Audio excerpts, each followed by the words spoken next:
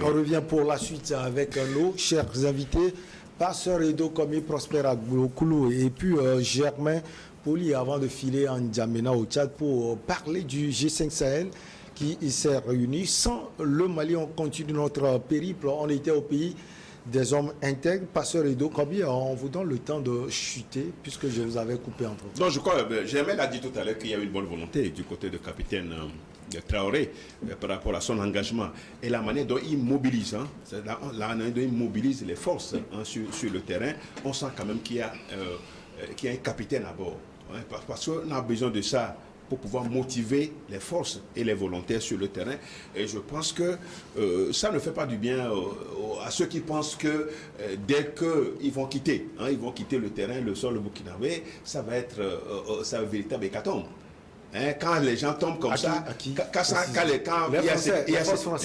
y a 51 morts, ça dit que vous allez écouter dans le commentaire que vraiment la situation est dramatique, qu'il y a le pire, ça ne se peut, voilà que ils sont partis, voilà la situation. Mais je sais, on sait ça, on sait comment ils instrumentalisent, ils sont experts en instrumentalisation avec leurs médias, leurs médias perroquets, les médias perroquets qui racontent de n'importe quoi. Donc la situation est là, c'est triste pour nous, c'est déplorable, mais comme Prosper a dit tout à l'heure, c'est le prix à payer.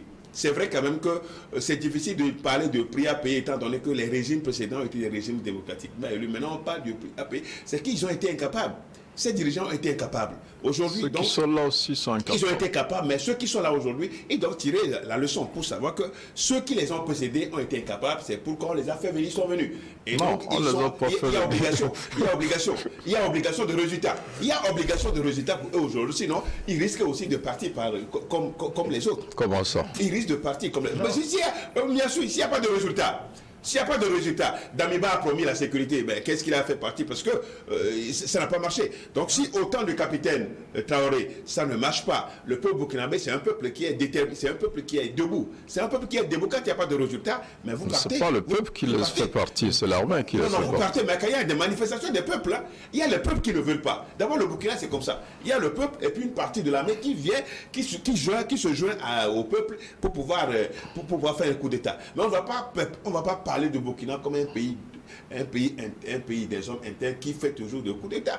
Donc il faut que ça s'arrête chez capitaine Damiba. Mais c'est quand même là, la réalité est là. Et que ça s'arrête chez capitaine Traoré, et que justement il puisse conduire la transition jusqu'à organiser des élections, remettre le pays c'est ce que Germain dit finalement, parce que ça pourrait s'arrêter aussi au président démocratique. En tant qu'un démocrate et puis défenseur des droits de l'homme, c'est ce que je peux dire. Mais sur le terrain, c'est autre. Mais nous pouvons continuer par souhaiter le meilleur pour ce jeune capitaine, quand même qui tient des paroles, quand même, qui rassure les Africains. On veut ce genre de langage, de langage maintenant. Je comprends pas ça. Je pense qu'il faut des actes, pas les paroles. Je voulais simplement rappeler que quand on prend ces pays-là, le Burkina, le Mali, la Guinée, c'est des pays traditionnellement guerriers. Oui. C'est des pays traditionnellement guerriers. Je suis d'accord avec Germain quand il parle donc des présidents démocratiquement élus. Mais cette démocratie-là dont on parle, est-ce qu'elle est réelle?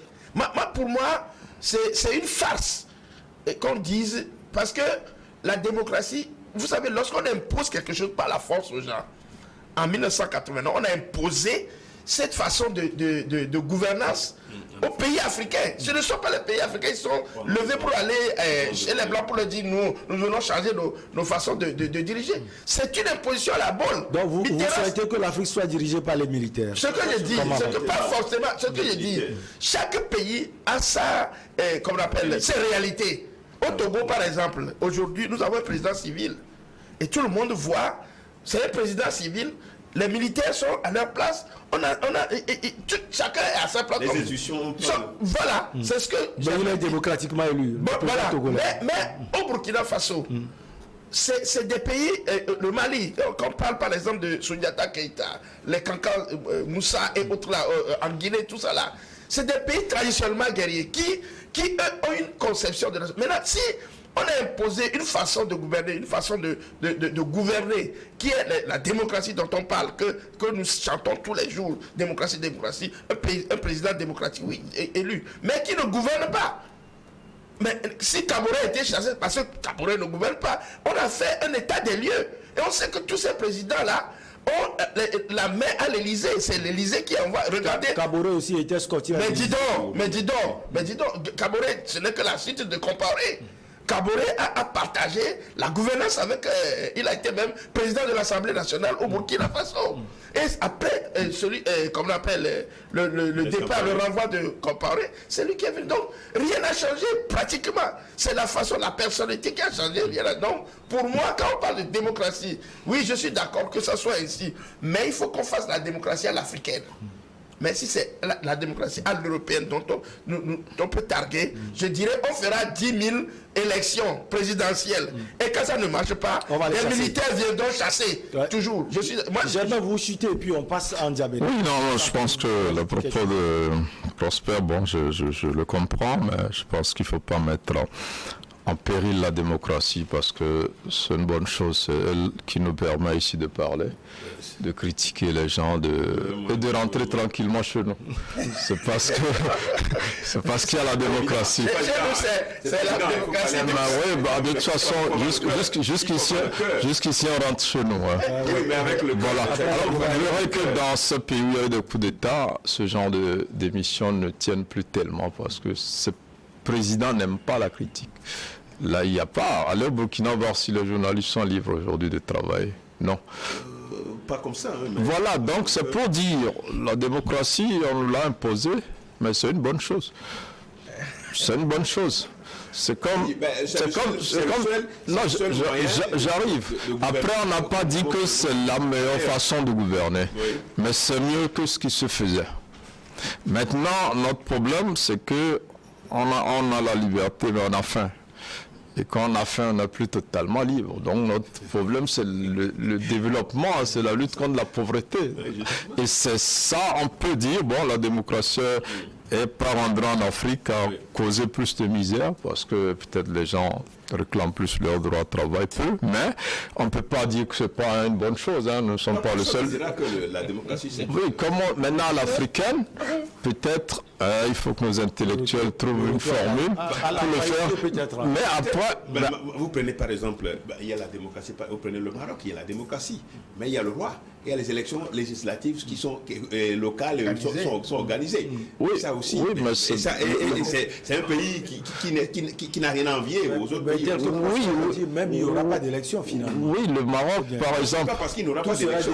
Même à l'hémicycle, il n'y aura pas d'élection. Le roi va désigner. Oui, mais par exemple, au Maroc. C'est un truc qui nous impose, même il y a la royauté. Vous prenez le Royaume-Uni, vous prenez oui, mais ce que nous disons, même le Maroc était développé même sans la démocratie.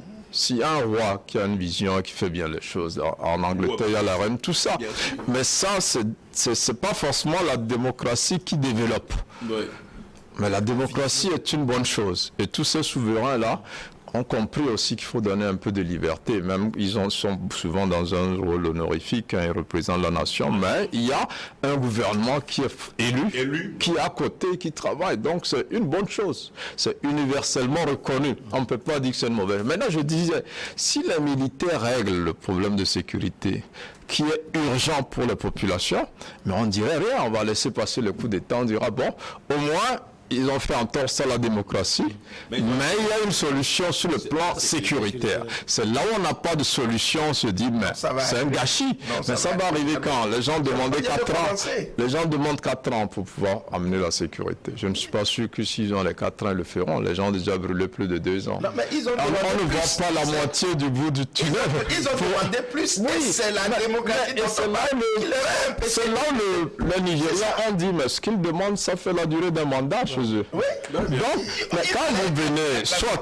C'est le prix de la sécurité. Non, je pense qu'il vaut mieux, en temps militaire, aider les présidents élus à combattre l'insécurité que de prendre leur place et faire la même chose qu'eux. Parce qu'aujourd'hui, vous parlez de discours, c'est vrai, Ibrahima Traoré a un très beau discours. Mais après, sur le terrain, on ne voit pas les victoires qui suivent ce discours-là. Donc, non, j'arrive. Maintenant, lui au moins, non, j'arrive. Lui au moins, il vient d'arriver. Non, lui au moins, il vient d'arriver. On peut dire qu'il a encore besoin d'un peu de temps. Mais je ne crois pas forcément que ça fera l'affaire. Parce que les solutions... Les Burkinabés sont engagés à ses côtés. Parce que finalement, les solutions ne peuvent pas être purement locales. Les solutions à ce phénomène, nous-mêmes ici, on en connaît, mais par exemple, le Burkina nous a exposés au terrorisme. Ouais. Ça, c'est un fait. Eux aussi diront que le Niger, le Mali les ont exposés. Mais même les solutions qu'ils cherchent aujourd'hui à trouver localement, ce n'est pas certain que ce soit les bonnes solutions. Quand on remonte, Burkina a exposé le Togo, ils diront que c'est le Mali. Oui, donc le Niger, il faut remonter, ils ont un dénominateur commun. Oui. Alors, non, après, non. Non, moi, je crois qu'après... Et qui a ouvert les brèches? De toute façon, le terrorisme existait bien avant la guerre. En Libye, en Algérie, on vous parlera de ça. C'est pas les Libyens. Voilà. Maintenant, en réalité, c'est ceux-là qui sont les terroristes, ce n'est pas les Français. Ce sont les nationaux. Ce sont nos frères et sœurs. Ce ne sont pas les Américains, ce ne sont pas les Allemands. Non, on cible les Français, les Occidentaux. Bon, c'est pas du tout. Mais la réalité, c'est que, par exemple, les Burkinabés ont tué. Ce n'est pas des Français qu'on a tués. Ce sont des... les ennemis. Oui, les ennemis, c'est pas les terroristes, c'est avant tout des Africains. Oui, bien sûr, personne n'a dit ça. Voilà, donc qu'on dise qu'il y a toujours quelqu'un derrière, je crois qu'il faut trouver des solutions. C'est une fuite en avant? Non, je pense que c'est un phénomène très complexe. On ne peut pas... Il n'y a pas de solution. Aujourd'hui, le capitaine, il cherche à sa manière, Goïta, il cherche à sa manière, mais je ne crois pas qu'il fallait forcément faire des coups d'État pour régler les problèmes sécuritaires. Moi, c'est ce qui m'embête. C'était des solutions provisoires. Si ça avait marché, on va dire tant mieux.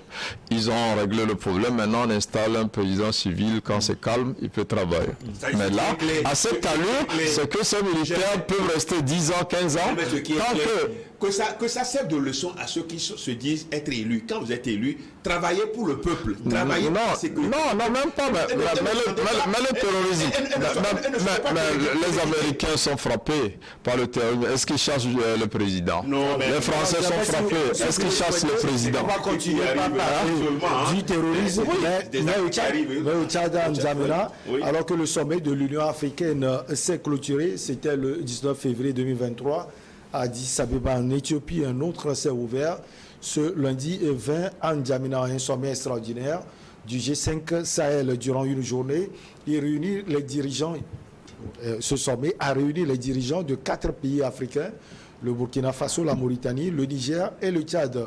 Au menu des discussions, la lutte contre les menaces transnationales, le terrorisme, la criminalité organisée et l'immigration clandestine dans la région. Alors, Prosper Agboklou, ce qu'on peut remarquer, déjà, c'est que le Mali n'a pas participé à cela. Au contraire, le Burkina Faso a participé à cette...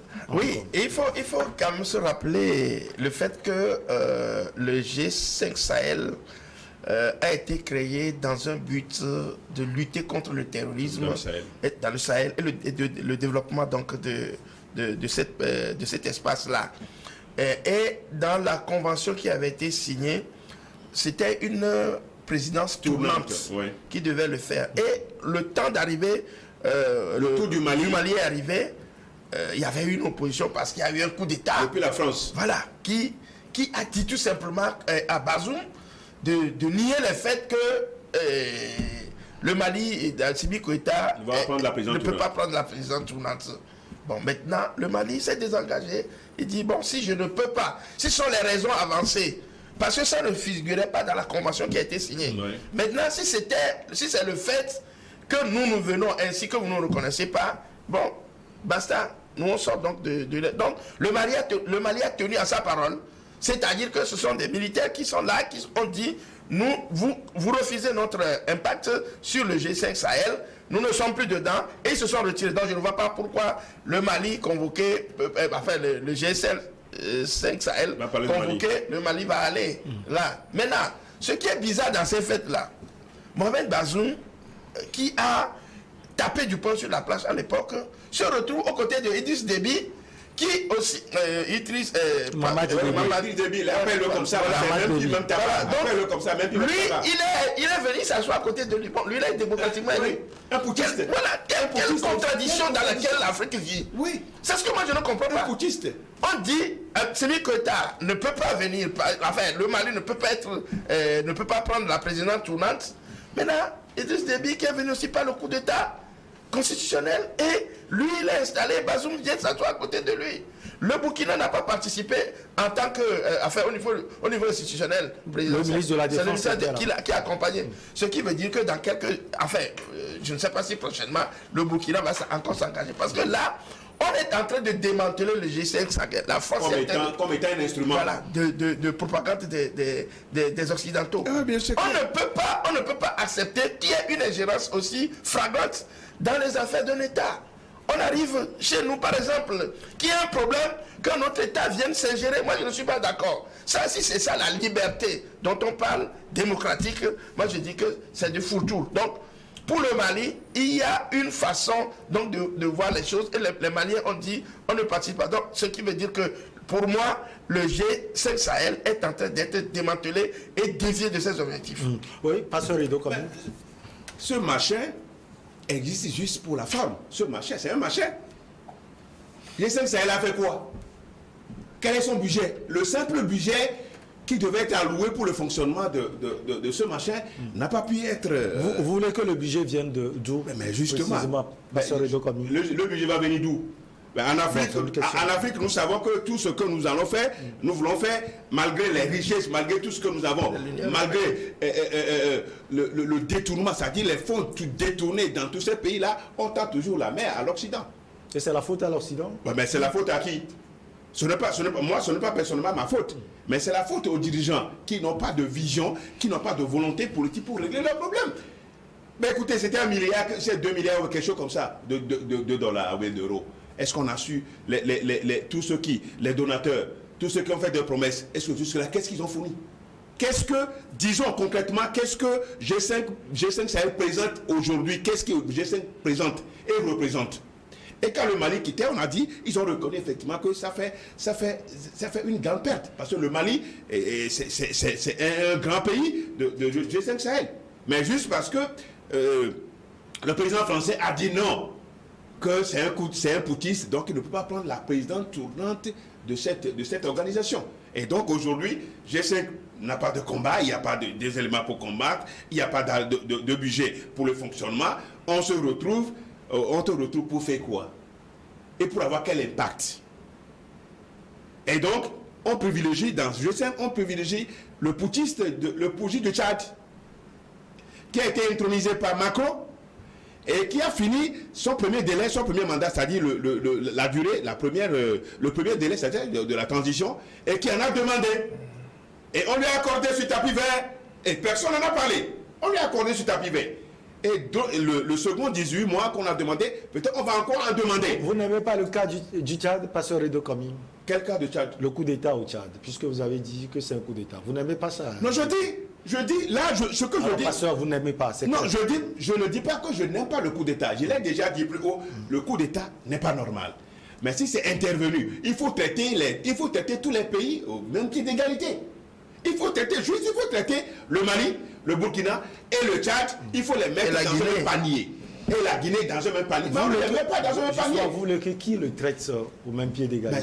Ceux qui traitent les autres. Mais vous non plus, vous ne les traitez pas. Mais ceux qui traitent les autres. Même l'Union africaine, vous avez vu que l'Union africaine a été tellement large par rapport au coup d'État du Tchad. Du Tchad de Mamadi Déby. Et les autres. Vous avez vu la plus de sanctions contre ces pays. Alors, 2 poids 2 mesures. 2 poids 2 mesures. Parce qu'ils ont reçu les instructions de l'Occident de traiter la Guinée, le Mali et le Burkina d'une autre manière. Mais le Tchad, il faut conserver, il faut garder le pouvoir entre les mains du Tchad. Donc, bon, je sais que Sahel, apparemment, c'est un machin pour nous, c'est une coquille vide qui n'a rien à donner sur le terrain. Oui, Germain Pouli, le G5 Sahel, sans le Mali? Oui, sans le Mali, déjà le G5 Sahel entier ne valait pas grand-chose parce qu'il n'avait pas les moyens pour travailler. Après, c'est le maréchal qui décède aussi, qui était un pilier, Idriss Déby du G5 Sahel. Je ne pense pas que ce soit forcément le retrait du Mali qui a empêché les réunions, mais c'est beaucoup plus le décès d'Idriss Déby. Il y a les deux causes. Voilà. Et donc, puisque aujourd'hui, comme je le disais, il faut des solutions concertées. Je pense que c'est pour ça que le Burkina est allé. Même si le président n'y était pas, le ministre de la Défense y était, pour voir ce que le Burkina peut tirer. Parce que le Burkina n'est pas aussi tranché comme le Mali. Hein, ils essaient déjà... Mais j'arrive. Le Mali est tranché. Non, j'arrive. Le Burkina essaie Le Mali est devenu tranchant parce que les gens ont rendu le Mali tranchant. Non, le Mali a ses raisons. Le Mali estime que la France fait plus de 10 ans. Et ils ne voient rien, ils cherchent leur solution ailleurs, ce qui est normal. Les Burkinabés qui viennent et disent les Français aussi sont là, il faut qu'ils partent. Mais ils ne rompent pas la coopération avec la France, mais ils disent aux militaires français que ce n'est pas tranché. Oui, donc c'est deux situations différentes. Et si ils auraient pu s'aligner sur le Mali en n'allant pas au G5 Sahel, puisque c'est, comme le disait le pasteur, un machin qui peut-être certains déjà prédit sa mort prématurée, mais ils vont quand même parce qu'ils savent qu'ils ont besoin de solutions concertées. Donc, c'est pour ça que je dis que toutes les solutions qui sont appliquées dans le pays, c'est pas sûr que ça va marcher. Le Burkina est allé. Maintenant, est-ce que ça va fonctionner? Est-ce que le G5 Sahel ne doit même pas aller au-delà de ces pays-là? Parce que les pays comme le nôtre, comme le Ghana, le Bénin aussi sont concernés. À l'époque, le terrorisme était assis dans ce pays-là. Mais aujourd'hui, on ne peut pas faire encore une sorte de G5 Sahel sans penser à des pays comme le Togo, le Bénin, le Ghana, la Côte d'Ivoire, parce que le phénomène y est. Il sévit. Voilà, donc je crois que même s'ils le font, après ils devront travailler aussi avec nous, parce que c'est tentaculaire. Oui, justement. Voilà. Ce que moi je voulais ajouter à faire rétorquer par rapport, c'est que le G5 Sahel, est-ce que l'objectif est de lutter contre le terrorisme? Voilà, la question. C'est ça la question. C'est-à-dire que pour moi, c'est pour protéger un certain nombre d'intérêts. Le Mali est une plaque tournante de l'or. On arrive en Guinée, on trouve au Niger de l'uranium, tout ça là. Pour moi, c'est-à-dire que l'intention même de la création du G5 Sahel, puisque le G5 Sahel ne sera constitué que des soldats africains, mais il y a aussi les soldats de ce pays. C'est ça. Non, je crois que vous savez que... On va dire que c'est des instructeurs. Vous savez qu'il y a une forme de G4 sous le Sahel, hein, avec le Ghana, le Burkina, tout ça, qui ont quand même une opération... qui essaie de travailler ensemble. Donc je pense que c'est une formule qui devait être plus élaborée avec le G5 Sahel, sauf que ces pays se sont réunis malheureusement ne comptant que sur le financement étranger. Mais vous êtes concerné par le terrorisme, vous voulez régler le problème rien qu'avec l'aide des autres, ça ne peut pas marcher. Je ne trouve pas la parole. Ouais. Un dirigeant même de cet ensemble-là peut à lui seul financer. Je suis sûr. Mais quelle solution, surtout financière, le G5 Sahel, selon vous? Oui, mais je crois que déjà en interne, les pays ont du mal à trouver des sous pour s'équiper militairement. Oui. Ça va être difficile pour ces pays de récolter des fonds pour armer une force supranationale ou internationale. Au moment où même en interne, on a des besoins qu'on n'arrive pas à satisfaire militairement. Donc, pour financer cette opération, ça va être très difficile pour ces pays-là. Vous avez vu que dans la plupart des pays, ils ont voté. Oui, mais parce qu'ils ont d'autres priorités. Quand le cas ukrainien est arrivé, on a estimé qu'ils ont tout mis là-bas. Mais oui. Il y a qui déploie l'Ukraine. Oui, mais c'est parce qu'ils ont des intérêts plus énormes en Ukraine.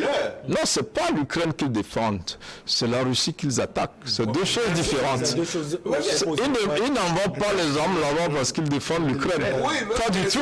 Oui, ils luttent contre la Voilà. Donc, ils font une autre guerre c'est pas... Si peut-être si la Russie était au Mali et au Niger, peut-être qu'ils enverraient plus d'armes qu'ils le font. Donc, l'Ukraine croit qu'on l'aide, mais on n'aide pas l'Ukraine. Au contraire, à la fin, on verra... On s'attaque à la Russie. On verra si à la fin, l'Ukraine gagne quelque chose dans ce combat. Mais pour l'instant, l'Ukraine est utilisée, à mon avis, contre la Russie. Mais on ne peut pas leur en vouloir d'envoyer les armes en Ukraine.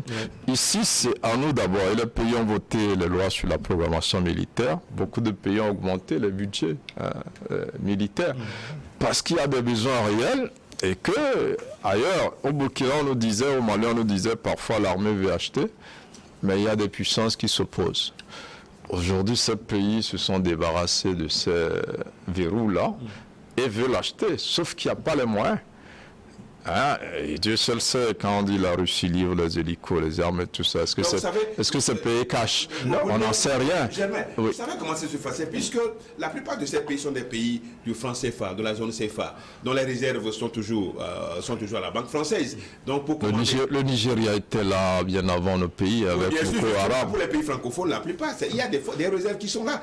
Donc pour commander les armes, il y a les matières premières certainement qui vont passer par là. Donc c'est très facile. Aujourd'hui, quand vous parlez justement, il n'y a pas de moyens parce que ils vont payer directement vers d'autres partenaires. Vers d'autres partenaires, c'est ça, vers d'autres partenaires. Non, il n'y a pas le moyen. Et oui, c'est dit, ça n'a rien à voir avec... Ce n'est plus le partenaire traditionnel. Non, au contraire, le partenaire traditionnel même limitait l'achat de quelque part, le partenaire limitait. Pourquoi limiter? Puisque les pays se plaignent qu'ils veulent acheter, la France bloque. La France par exemple. Parce que sur le terrain, la France sait que... En envoyant ses armes sophistiquées. En fournissant ses armes sophistiquées, on va contre-attaquer ces éléments, ça y est, ces intérêts sur le terrain. Bon, donc c'est un peu ça. Bon, on n'en sait rien. Ce qui est évident, l'argument de la France avant, c'était de dire, voilà des gens où il y a la misère, où les pouvoirs préfèrent s'armer. C'est un argument valable, mais aujourd'hui il y a l'insécurité. Ce qui fait que les populations aujourd'hui sont d'accord qu'on arme les militaires. Aujourd'hui, vous ne verrez aucun peuple dans notre zone qui dira de ne pas armer les militaires. Parce qu'on a besoin que ces militaires soient armés pour nous protéger. Mais maintenant, est-ce que non, moi je suis pas dans ce débat. Déjà, d'abord, si les Maliens se plaignent aujourd'hui, c'est le même Malien qui ont fait venir la France, soi-disant qu'elle va les protéger. Au bout du compte, ils se rendent compte que c'est l'effet contraire. Oui, c'était sous une pression. Oui. Ils ne pouvaient que demander c'était pas forcément. l'allié traditionnel. Pas forcément, parce que à l'époque, oui, j'arrive. Donc il fallait solliciter. Voilà, à l'époque. Il y avait même personne à la porte de Macron. C'était de la propagande. Non, je peux parler rapidement, parce que j'avais encore le fond. Non, je ne peux pas marquer la pause. L'accord de défense militaire, avec les invités.